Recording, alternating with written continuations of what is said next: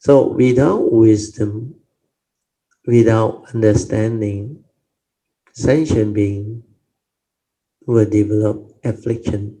But this wisdom and understanding is not easy to have.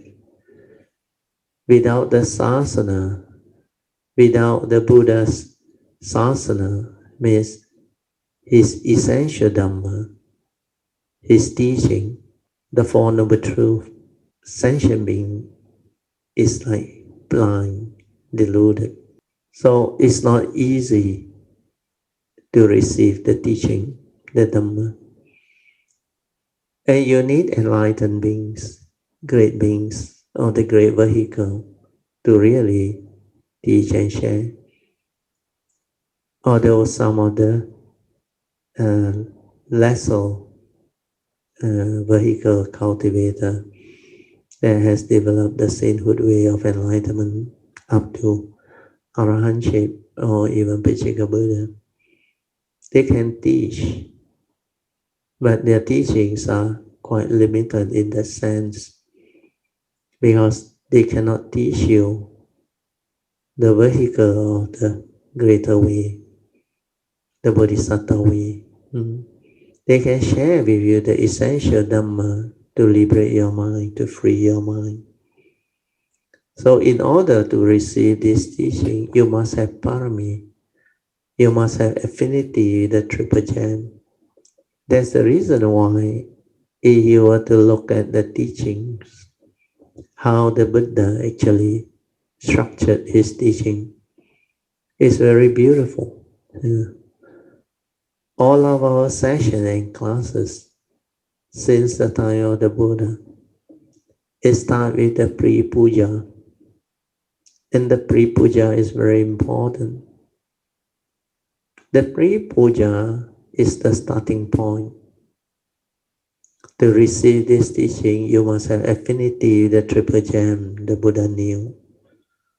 Without the triple gem, you cannot find his teaching. You cannot find the way. There is no Dhamma. So taking refuge in the triple gem is to create affinity with the triple gem. And like the Buddha always reminded the monk, there is no other refuge safe except the triple gem. Because it's only in the triple gem, the Buddha, Dhamma, and the Sangha, you can find his teaching, the real teaching. So taking refuge is a serious matter. That's why we start by chanting the salutation to the Buddha. Namo tassa bhagavato arahato samma sambuddhassa. The meaning is very beautiful. Namo is homage to thee. Tassa to thee. So Namo tassa bhagavato. Bhagavato is the Buddha. So when you recite, means you recite the salutation to the Buddha. Homage to thee, the blessed one, Bhagavato. Arahato, he is the Arahant.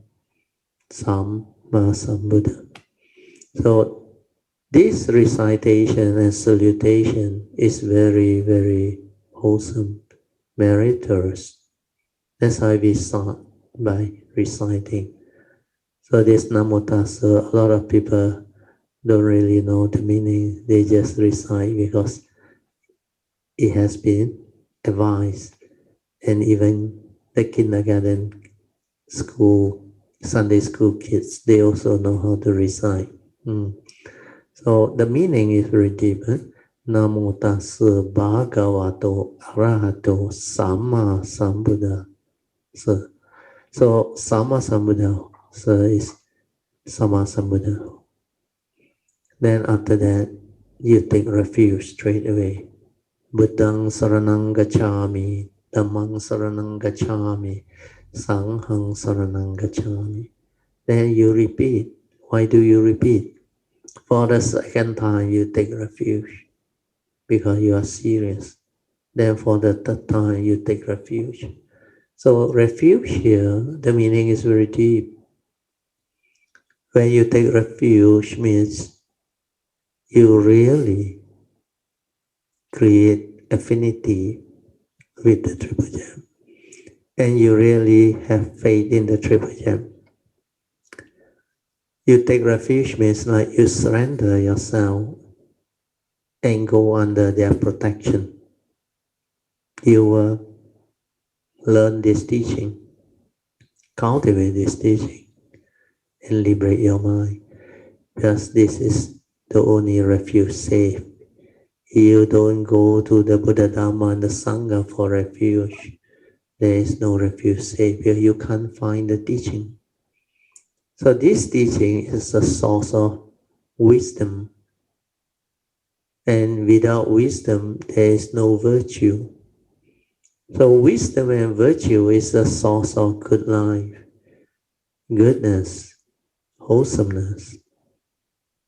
And that's how we change our life, transform our life for the better. So without the Dhamma, it's very difficult. Then after that, the first thing the Buddha asks you to do is, after taking refuge, to renew your precepts. Yeah, this is based on his advice. The first advice, to avoid all evil. How do you avoid evil? What constitutes evil? That's why the teaching is very clear. But few people understand what constitutes evil. The three evil roots of greed, hatred, and delusion constitute evil. And how do we avoid evil? Means avoid giving rise to the three evil roots of greed, hatred, and delusion. And how do we do that? The Buddha reflected, contemplated, and came out with the 5 precepts. Because when you violate these 5 precepts, it constitutes major evil. We can investigate and check out the precepts. Take for example the first precept. Panati pata veramani sikkhapadang samadhiyami. What does it mean? I undertake the training rules to abstain from killing and causing harm to fellow living beings. Why must I take this precept? You should inquire. Why did the Buddha say I have to undertake the training rule to abstain from causing harm or killing of fellow living beings? So when we reflect and contemplate, who are the people who will kill and harm others? And then we have the answer. Only deluded people, selfish people, violent people, emotional people. They can kill and harm because of motive, because of violent nature, emotion, and also selfishness. So all this point towards an evil person. So if you break this precept, violate this precept, you have the 3 evil roots of greed or selfishness, anger, emotion, or violent character, and delusion. That's why it constitutes major evil. If you don't keep this precept, the Buddha said, you reap what you sow. This is the karmic law, the moral causation. So if you cause harm, you cause misery, or you kill fellow sentient beings or living beings, you reap what you sow. In future, you will be harmed, you will be killed, you will be made miserable, you become the victim. Is that what you want? Your life, you decide. If that is not what you want, you better wake up and keep this precept so that you never violate this precept. And you can ask the Kayamita for those who have already went into the cultivation. After a while, they realize when you keep your precept clean, your life change, you become beautiful. I always share this. Keeping precept is like wearing mask. Now pandemic, COVID-19, you understand. When you wear mask means what? You not only protect yourself from receiving this COVID-19 virus contact, but at the same time, you prevent others from being affected by you or contagious. So the mask actually help to protect both yourself and others. So if everybody wear masks and follow the SOP, the chances of it spreading is very much reduced. So keeping precept has some of this similarity. When I keep precepts means I don't harm others. But at the same time, when I don't harm others means I'm not committing evil. I take care of my karma. So when I take care of my karma take care of my life. I will not become victim to reap all this negativity of action, speech, and thought that my nature might have inflicted on other people if I had not kept these precepts. So if you check the other precepts, they are the same. The second precept is the same. So this second precept is I undertake the training rule to abstain from stealing or taking things that don't belong to me. So if you do that, you will be virtuous. You will not lose things. You will not become the victim. You will not confront people who deceive, cheat, and scam you, because you have not done this to other people. But if you have been doing all this nonsense through selfishness, through greed, through evil intent, through delusion, then this precept, when you violate, it creates major evil. Karma-wise, you will become victim later on. People will harm you, cheat you, deceive you, scam you, and do all those things back to you. Even you go and see all those doctors, you will visit all those that is not ethical, who also have selfish intent behind. Then you will also meet out with all those bogus uh, people who cheat and scam, especially those who visit medium, superstition, both of those things. You don't have the good karma, I tell you, you will end up reaping what you sow in the past. So the third precept, as we all know, is abstain from sexual misconduct. That one is very important to preserve the sanctity of our marriage relationship, to actually avoid harming people, contacting with unnecessary type of disease. So there is a reason why this precept is important. Only selfish people with a lot of craving and desire or lust will break the precept. Deluded people who didn't really care about their family unit, their family members. They only think of their selfish intent, their lust, their desire. And the fourth precept, as we all know, abstain from telling lie or avoid arising the four type of wrong speech. What are the four type of wrong speech? Speak harshly, harsh and violent speeches. And of course, lying. When you lie means you have evil intent, or there are certain advantages or benefits that you dare not let people know. That's why you lie. You dare not speak the truth.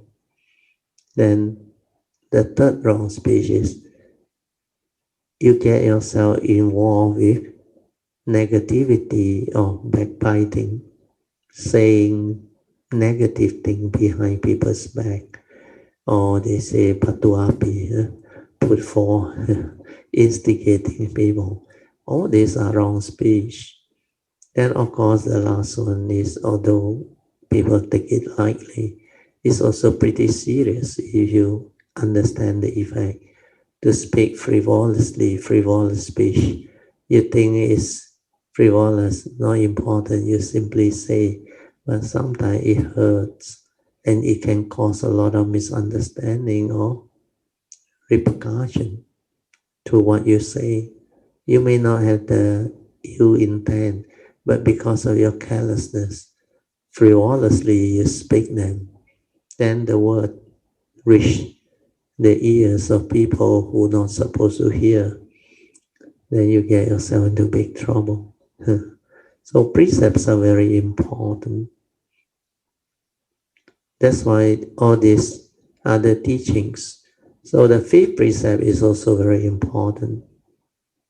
We undertake the training rule to abstain from partaking intoxicants, drugs, alcohol, etc., that cause our mind state, our consciousness to be low, to be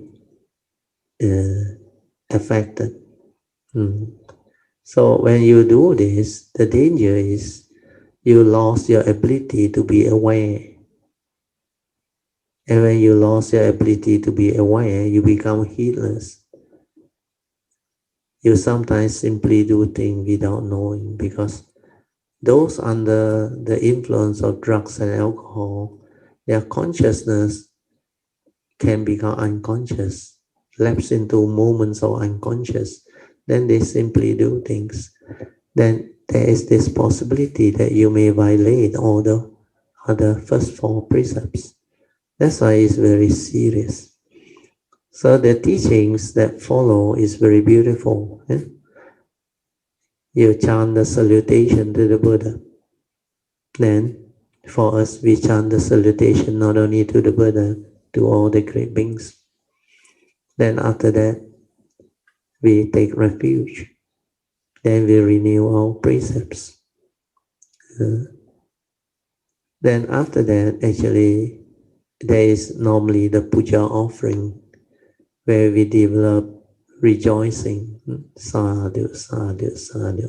Then we also do it mindfully. Then we pay respect to Triple Gem. It's also a meritorious action. Then later on, we conclude by paying respect to Triple Gem again. And this is very wholesome. Then after that, we start our session, our sharing. This is listening to the Dhamma, the gift of truth, the meritorious action. Then you rejoice, also meritorious action. Then you straighten your view, it's also meritorious action. Then those who help organize all this, they provide service to notify people to attend and all those things. Then there is also what they call the closing puja, where we share merit, transfer merits, we make aspiration, we invoke power of merits for certain wholesomeness and goodness.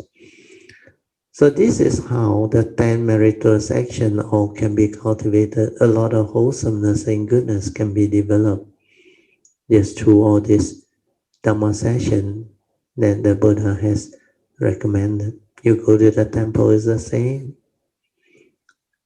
So that constitutes the second advice of the Buddha. First is to avoid all evil through keeping the precept and understanding what constitutes evil.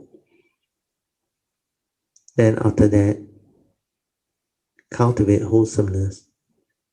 And when you follow the advice of the Buddha to attend Dhamma session, come into contact with true Kalyanamittas, then you will have opportunity to learn from them, to constantly listen to the true Dhamma, the true teaching. Then all the 10 meritorious action, you get to develop them, cultivate them. So even you have condition to make offering, donation, puja offering, and various type of donation towards the sasana for the benefit of the society or the grouping that develop this Dhamma activity, spiritual activity, then all this sharing become very beautiful. So you do dana, you keep your precept is also meritorious action. Making offering is also meritorious. Then we sometimes also meditate. Now our session we meditate. And there is also meritorious action. So when all the time meritorious action you get to perform and develop, which means all this sharing is very, very beautiful and very important.